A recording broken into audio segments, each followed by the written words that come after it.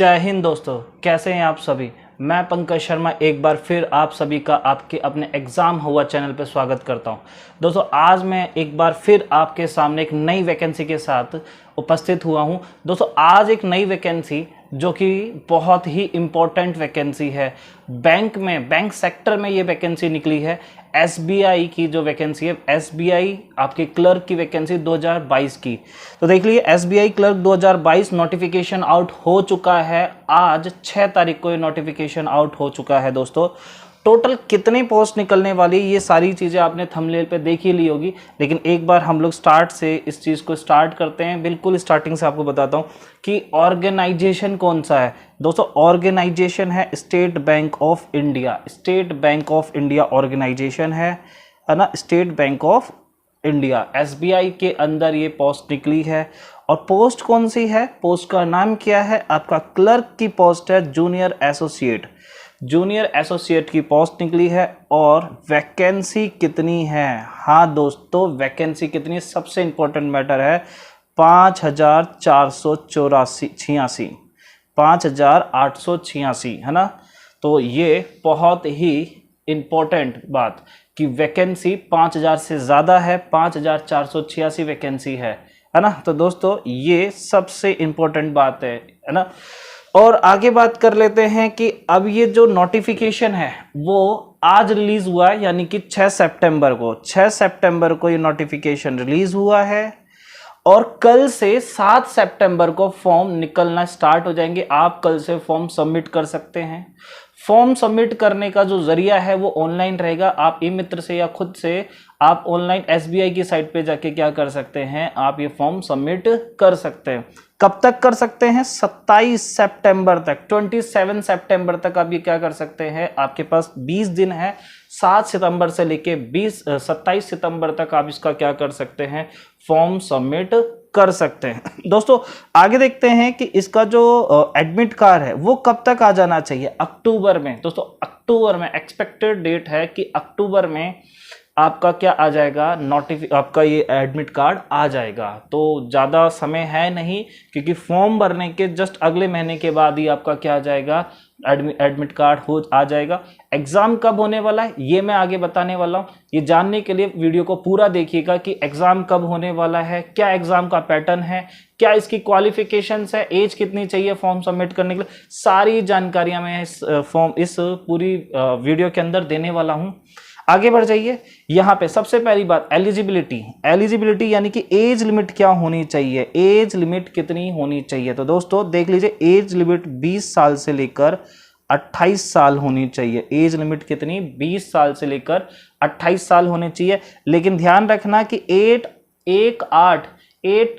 अगस्त 2022 है ना, 1 अगस्त 2022 तक है ना, ये कब से लागू हो गए कि आप 8 अगस्त को, कब 1 अगस्त को है ना, कब 1 अगस्त को आप क्या हो जाने चाहिए, पूरे 20 साल के हो जाने चाहिए। अगर आप 20 साल से कम है अगस्त में है ना, तो फिर आप ये फॉर्म सबमिट नहीं कर सकते, एलिजिबल नहीं होंगे आप है ना। तो इसके लिए आपको क्या होना पड़ेगा कि 8वें महीना तक, यानी कि अगस्त तक, 2022 के 8वें महीने तक, अगस्त तक आपको क्या करना पड़ेगा, आपको 20 साल का होना पड़ेगा। अगर आप 20 साल के नहीं हैं तो आप इसके लिए एलिजिबल नहीं है ना। मैक्सिमम कितनी एज होनी चाहिए, 28 ईयर्स होनी चाहिए, 28 साल होनी चाहिए। इसमें रिलैक्सेशन भी मिला हुआ है, तो देख लेते हैं रिलैक्सेशन किस किस तरीके से मिला हुआ है। एसटी एससी वालों को 5 साल का क्या मिला है, इसमें रिलैक्सेशन मिला हुआ है, यानी 28 में आप 5 साल और जोड़ सकते हैं, तो आप 5 साल का इसमें रिलैक्सेशन मिला है। नेक्स्ट ओबीसी वालों को 3 साल का रिलैक्सेशन मिला है, 3 साल है ना, आपको रिलैक्सेशन मिला है ओबीसी वालों को। ठीक है, पीडब्ल्यूडी वालों को यानी कि जनरल ईडब्ल्यूएस को 10 साल का रिलैक्सेशन मिला है। दोस्तों बहुत बड़ी बात है कि 10 साल का रिलैक्सेशन ईडब्ल्यूएस वालों को मिला है। नेक्स्ट आगे देख लेते हैं, पीडब्ल्यूडी एसटी एससी वालों को 15 साल का मिला है, पीडब्ल्यूडी ओबीसी वालों को 13 साल का रिलैक्सेशन मिला है। ठीक है, तो आगे ये देख लेते हैं रिलैक्सेशंस, आप अपनी तरह से देख लीजिए। बाकी नोटिफिकेशन में आपको अपने लिंक में डाल दूंगा, अपने डिस्क्रिप्शन में डाल दूंगा, तो आप लिंक को देख के अपना नोटिफिकेशन डाउनलोड कर सकते हैं। चलिए आगे बढ़ जाते हैं। नेक्स्ट, इसकी क्वालिफिकेशन क्या है कि आपको फॉर्म सबमिट करने के लिए क्वालिफिकेशन क्या होनी चाहिए। तो दोस्तों किसी भी डिग्री के साथ है ना आपका ग्रेजुएशन होना बहुत ज़्यादा ज़रूरी है। आपको किसी भी रिकॉग्नाइज यूनिवर्सिटी से कोई भी आपको डिग्री चाहिए, ग्रेजुएशन की डिग्री चाहिए। अगर आप ग्रेजुएट हैं तो आप इस फॉर्म को भरने के लिए पूरी तरीके से क्या है, एलिजिबल हैं। चलिए आगे बढ़ जाते हैं कि भैया फॉर्म को भरने का फ़ी कितना है, आपको फॉर्म का फ़ी कितना है। तो ध्यान रख लीजिए, ST SC PWD और DE SM वालों को कोई फ़ी नहीं देनी है। जनरल OBC और EWS वालों के लिए 750 रुपये का फॉर्म है ना। तो जर्नल के लिए, OBC वालों के लिए और EWS वालों के लिए 750 रुपये का क्या है, ये फॉर्म है। तो फॉर्म सबमिट कराने की जो फ़ी है वो 750 है। और किन के लिए, जनरल वालों के लिए, OBC वालों के लिए और EWS वालों के लिए।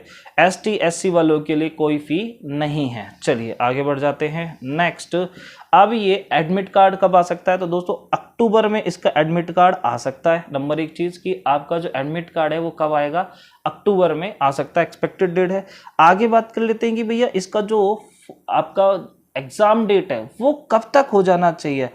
आपका देखिए सितंबर में फॉर्म सबमिट हो रहा है, अक्टूबर में एडमिट कार्ड आ रहा है और नवंबर में आपका एग्ज़ाम हो जाएगा, है ना। तो आपका जो पहला एग्ज़ाम है ना, जो आपका प्री है वो कब हो जाएगा, प्री आपका नवंबर में हो जाएगा। नेक्स्ट, प्री का रिजल्ट सेम महीने में आ जाएगा, क्योंकि आपको पता है कि बैंकिंग के जो एग्जाम्स होते हैं उनके रिजल्ट बहुत ही जल्दी आ जाते हैं, विद इन 20 डेज के अंदर के आ जाते हैं, उनके रिजल्ट आ जाते हैं। तो इसमें ज़्यादा, क्योंकि प्रोसीजर बहुत लंबा नहीं खींचते हैं बैंकिंग वाले, बहुत ही सीधा और बहुत ही शॉर्ट टाइम का प्रोसीजर होता है। फॉर्म निकालते हैं, उसके अगले ही महीने एग्ज़ाम ले लेते हैं और उसके ही अगले 20 या 25 दिन के अंदर अंदर क्या कर देते हैं, आपको रिजल्ट दे देते हैं। चलिए अब इसका जो मेंस है, तो मेंस जो एग्ज़ाम है वो कब तक होने वाला है, दिसंबर से जुलाई के बीच में होने वाला है। और इसका जो एडमिट कार्ड है वो आपको दिसंबर के लास्ट तक क्या मिल जाएगा, मेंस का आपको एडमिट कार्ड मिल जाएगा। तो दोस्तों ये मान के चलो कि अगर मैं ज्वाइनिंग की बात करूं तो आपको बहुत ज़्यादा वेट नहीं करना पड़ेगा। जो भी बच्चे मेंस क्लियर कर लेंगे तो उनका जो रिजल्ट है, उनका मेंस वालों का जो रिजल्ट है वो नेक्स्ट मंथ ही आ जाएगा। यानी कि अगर दिसंबर में आपका एग्ज़ाम होता है तो फेब में आपका क्या आ जाएगा, रिजल्ट आ जाएगा, फाइनल रिजल्ट आ जाएगा और मार्च या अप्रैल तक आपको क्या मिल जाएगी, ज्वाइनिंग मिल जाएगी, है ना। तो बहुत ही फास्ट प्रोसीजर होता है, 6 मंथ के अंदर अंदर आपको ज्वाइनिंग मिल जाएगी। आप अगर प्री और मेंस दोनों ही एग्जाम को निकालते हैं तो ये पूरा जो प्रोसीजर वो 6 मंथ का प्रोसीजर है। तो देख लेते हैं आगे एग्जाम का पैटर्न क्या रहेगा। एग्जाम का पैटर्न 2 फेज में होने वाला है। 2 फेज में दोस्तों इसका एग्जाम का पैटर्न होने वाला है। आपका एग्जाम का जो पैटर्न है वो 2 फेज के अंदर है। पहले फेज की बात कर लेते हैं, तो पहले फेज यानी प्री की बात कर लेते हैं। तो प्री के अंदर आपका इंग्लिश आएगा, है ना, मैथ्स आएगा और आपका रीजनिंग आएगा। ये 3 चीज़ें आएंगी। इंग्लिश लैंग्वेज आएगा, उसमें आपका मैथ्स आएगा और आपका रीजनिंग आएगी। ठीक है, आगे बात कर लेते हैं कि इसमें जो क्वेश्चंस होंगे, इंग्लिश के अंदर 30 क्वेश्चंस होंगे और 35 क्वेश्चन, 35 क्वेश्चन और 35 क्वेश्चन आपके मैथ्स में आएंगे और रीजनिंग में आएंगे। तो टोटल क्वेश्चन कितने हो गए, 100 क्वेश्चन हो गए, 100 क्वेश्चन हो गए हैं। ठीक है, और कितने मार्क्स के हो गए हैं, 100 ही मार्क्स के। पर क्वेश्चन 1 नंबर का होगा, पर क्वेश्चन 1 नंबर का होगा, हर क्वेश्चन 1 नंबर का होगा। 100 क्वेश्चन 100 नंबर के होने वाले हैं। ध्यान से दोस्तों कि 30 क्वेश्चन आपके इंग्लिश में आएंगे, 35 क्वेश्चन आपके मैथमेटिक्स में आएंगे और 35 क्वेश्चन आपके रीजनिंग में आने वाले हैं। चलिए, इनको टाइम में भी बांटा गया है दोस्तों, क्योंकि जो टाइमिंग है वो भी रखी गई है, टाइमिंग को भी ध्यान में रखा गया है। क्यों रखा गया है, क्योंकि देखिए ये जो बैंक के पेपर है वो हर क्वाड्रेंट को बिल्कुल टाइमिंग के हिसाब से करके डिवाइड करके पेपर लेते हैं। तो देखिए आपको सबसे पहले पेपर में इंग्लिश आएगी, जिसमें आपको 20 मिनट तक क्या करना है, इंग्लिश करनी है।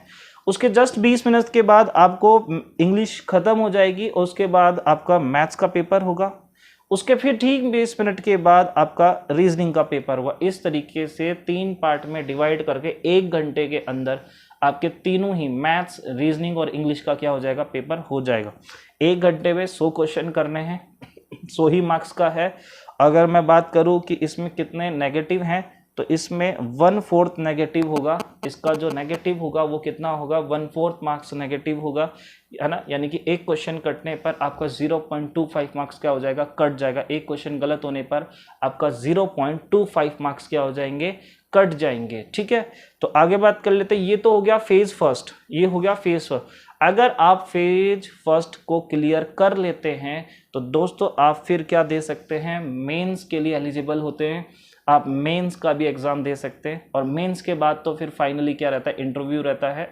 फाइनल लिस्ट निकलती है, इंटरव्यू होता है और उसके बाद आपकी सीधी ज्वाइनिंग होती है। तो चलिए, आपका जो मेंस है वो बहुत ही मेन है, तो देख लीजिए मेंस की कहानी क्या है। मेंस की कहानी ये है कि सबसे पहले इसमें तो एक आपका जनरल फाइनेंस अवेयरनेस आएगा, ये आपका अवेयरनेस वाला पार्ट आता है और इसी में फाइनेंस वाला पार्ट आता है ना। ये कॉमर्स वाला पार्ट होता है थोड़ा, और ये 50 क्वेश्चन इसमें आते हैं। इसमें कितने क्वेश्चन आते हैं, 50 क्वेश्चन होंगे। नेक्स्ट आगे बात कर लेते हैं, आपका इंग्लिश है ना, सेकेंड पेपर इंग्लिश का होगा, जिसमें कितने क्वेश्चन आते हैं, 40 क्वेश्चन किसके आते हैं, इंग्लिश के आते हैं, जिसमें 40 क्वेश्चन के आते हैं आपके इंग्लिश के आते हैं। ठीक है, तो देख लीजिए 40 क्वेश्चन क्या होंगे आपके इंग्लिश के। नेक्स्ट आप बात कर लेते हैं मैथमेटिक्स, है ना। और मैथमेटिक्स के भी कितने क्वेश्चन होते हैं, 50 क्वेश्चन मैथमेटिक्स के होंगे। Next reasoning ability and computer aptitude, इसमें कुछ क्वेश्चंस रीजनिंग के भी होंगे और कुछ क्वेश्चंस किसके होंगे, कंप्यूटर के भी होंगे। तो टोटल इसमें 50 क्वेश्चन इसके हो गए हैं।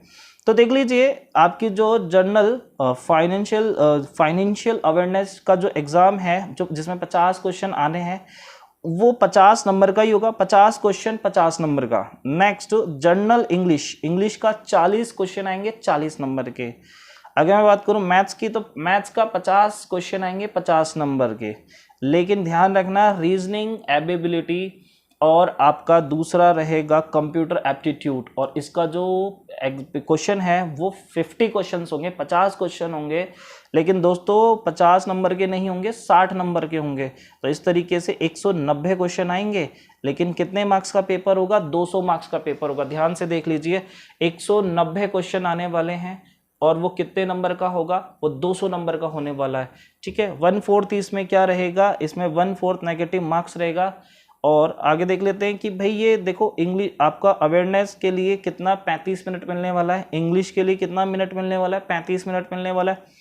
45 मिनट आपको किसके लिए मिलने वाला है, मैथ्स के लिए मिल रहा है। मैथ्स को 45 मिनट में 50 क्वेश्चन आपको करने हैं। आगे बात करते हैं कि रीजनिंग जो है, रीजनिंग में 45 क्वेश्चन आएंगे और कितने मार्क्स के आएंगे, 60 मार्क्स के। देख लीजिए, दोबारा से ध्यान देना कि 45 मिनट का आपका रीजनिंग और कंप्यूटर का पेपर होगा, 45 मिनट का, जिसमें 60 नंबर का होगा। और क्वेश्चन कितने होंगे, 50 क्वेश्चन होंगे। क्वेश्चन कितने होंगे, 50 क्वेश्चन होंगे। तो 2 घंटे 40 मिनट का पेपर होगा दोस्तों। ये कितने देर का होगा, 2 घंटे 40 मिनट का ये पेपर आपका होने वाला है। तो दोस्तों देख लीजिए कि ये कुछ आपका इस तरीके से क्या किया गया था, इस तरीके से आपका ये फेज सेकंड है। फेज सेकंड के बाद अगर आपका मेंस भी क्लियर हो जाता है, जिसे आप फेज सेकंड यानी कि मेंस बोलते हैं, मेंस क्लियर हो जाता है, तो इसके बाद दोस्तों फिर आपका क्या बचता है, एक इंटरव्यू बचता है। और इंटरव्यू के बाद आपकी फाइनल लिस्ट निकलती है, और फाइनल लिस्ट में अगर आपका नंबर होता है तो आपको क्या मिल जाती है, ज्वाइनिंग मिल जाएगी। ऑल ओवर इंडिया में आपको ज्वाइनिंग मिलेगी, है ना। तो आगे बात कर लेते हैं। देखिए दोस्तों, अब आगे अगर आप सिलेबस की बात करना चाहते हैं कि मैथ्स में क्या क्या आने वाला है ना, मैथ्स के अंदर क्या क्या आने वाला है, रीजनिंग के अंदर क्या क्या आने वाला है, इंग्लिश के अंदर किस तरह का पैटर्न रहेगा, इस पूरे सिलेबस को जानना चाहते हैं, तो मैं आपके आने वाले टाइम में एक वीडियो और बनाने वाला हूं, जो आपके सिलेबस को कंप्लीटली डिफाइन करेगा कि किस किस तरह का सिलेबस है। और मैं ये भी बताऊंगा कि कौन कौन से टॉपिक के कितने कितने मार्क्स के क्वेश्चंस पिछले साल आए थे, पिछले 2 साल 3 साल में कितने कितने मार्क्स के, या कौन सा सबसे इम्पोर्टेंट टॉपिक है ना, सबसे मैक्सिमम मार्क्स गेनिंग टॉपिक कौन सा है। तो इस बारे में हम लोग आगे भी चर्चा करेंगे। तो दोस्तों ये सब आपकी डिटेल थी, पूरी कंप्लीटली डिटेल थी। इस वीडियो के अंदर मैंने आप सबको सारी चीज़ें बताई है कि फॉर्म कब भरने वाला है, नोटिफिकेशन कब जारी हुआ है, क्या एज रहेगी, क्या क्वालिफिकेशन रहेगा, एग्ज़ाम का पैटर्न क्या है, इस तरीके से मैंने सारी ही चीज़ों पे क्या किया है, अपडेट डाला है। तो अगर आगे के लिए आपको अगर सिलेबस भी जानना है तो मैं एक और वीडियो अपडेट करूंगा आने वाले टाइम में, जिसमें मैं सिलेबस को लेके भी चर्चा करूंगा, जिसमें आपके मैथमेटिक्स को लेके, रीजनिंग को लेके और बाकी की सारी चीज़ों को लेके मैं आगे रिकमेंड करूंगा, बताऊंगा कि किस तरीके से कौन सा टॉपिक है, कितने कितने मार्क्स का आता है ना। तो ये सब आपकी पूरी कंप्लीट इन्फॉर्मेशन है इसमें, है ना। तो कंप्लीट आपको इन्फॉर्मेशन मैंने इसमें दे दी है। तो बाकी के लिए अब आगे के लिए हम आपसे अलविदा चाहते हैं। अभी के लिए आपका बहुत बहुत धन्यवाद। जय हिंद।